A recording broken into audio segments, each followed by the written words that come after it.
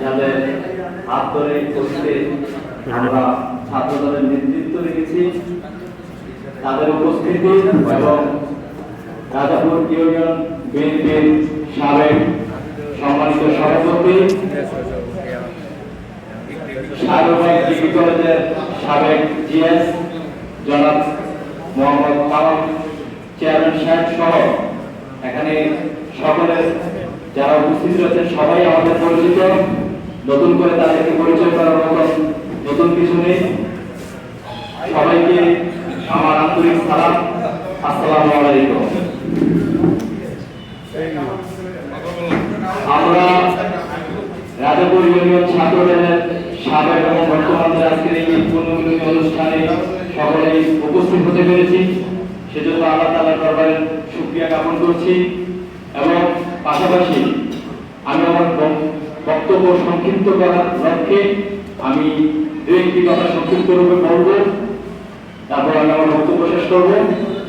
আমরা অতীতে যারা ছাত্র দলের নেতৃত্ব দিয়েছেন তাদের অভিজ্ঞতা এবং বর্তমান ছাত্র দলে যারা সংযুক্ত রয়েছেন তাদের অভিজ্ঞতা থেকে অনেক দিক থেকে ব্যতিক্রম থাকবে। তবে যারা অতীতে আপনারা নেতৃত্ব দিয়েছেন আপনারা জানেন কিভাবে ছাত্র দলকে সুসংগঠিত করা যায়, ছাত্র দলকে কিভাবে উন্নতি করা যায় এবং ছাত্র দলকে কিভাবে এগিয়ে নেওয়া যায়। আগামী দিনে ছাত্র দলকে এর পরবর্তী সময়ে কেন্দ্রীয় পর্যায়ে ছাত্র দলের কমিটির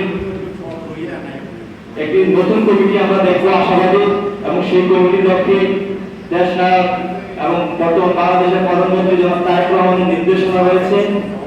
আমরা এতটুকু জানি, এবং যদি কেন্দ্রীয় পর্যায়ে যদি কমিটির পরিবর্তন হয় এবং জেলা পর্যায়ে কমিটি হবে, উপজেলা ইউনিয়ন পর্যায়ে কমিটি হবে, সেই কমিটিতে আপনারা যারা ছাত্রদের দীর্ঘদিনের ত্যাগ এবং পরিশ্রম দিয়েছেন তাদেরকে নিয়ে একটি সুন্দর সুসংগঠিতভাবে একটি কমিটি আমাদেরকে আপনারা শৃঙ্খলাটি উপহার দেন। এবং আপনারা জানেন যে ছাত্রদল হচ্ছে একটা দলের জন্য একটা ইনপুট শাখা, যে শাখা থেকে আগামী দিনে জাতীয়তাবাদের এবং জাতীয়তাবাদী দলের তেলি কর্মী, তেলি নেতা সদস্য তৈরি হবে।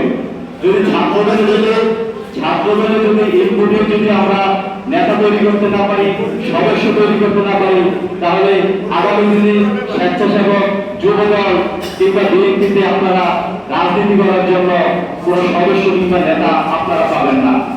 সেখানে নেতা এবং সদস্যের সংকীর্ণতা থেকেই যাবে। সেই কারণে ছাত্রদল একটা ইনপুট শাখা, সেই জায়গায় আপনারা একটা সুন্দরভাবে গোছানোভাবে একটা কমিটির মাধ্যমে আপনারা ছাত্রদলকে সংগঠিত করবেন। ইনশাআল্লাহ আগামী দিনে ছাত্রদলের নেতৃত্বে আগামী দিনে ছাত্রদল তৈরি হবে এবং তারই ধারাবাহিকতায় বাংলাদেশ জাতীয়তাবাদের বিভিন্ন শাখায় নেতাকর্মী, সুদীর্ঘ নেতাকর্মীরা সেখানে অবস্থান করবেন এবং দলের সুসংগঠিত এবং দলের উত্তরোত্তর কামনা হবে। এবং সেই আশা ব্যক্ত রেখে আমি আমার বক্তব্য শেষ করছি। সবাইকে ধন্যবাদ। আসসালামু আলাইকুম। এখানে আসলে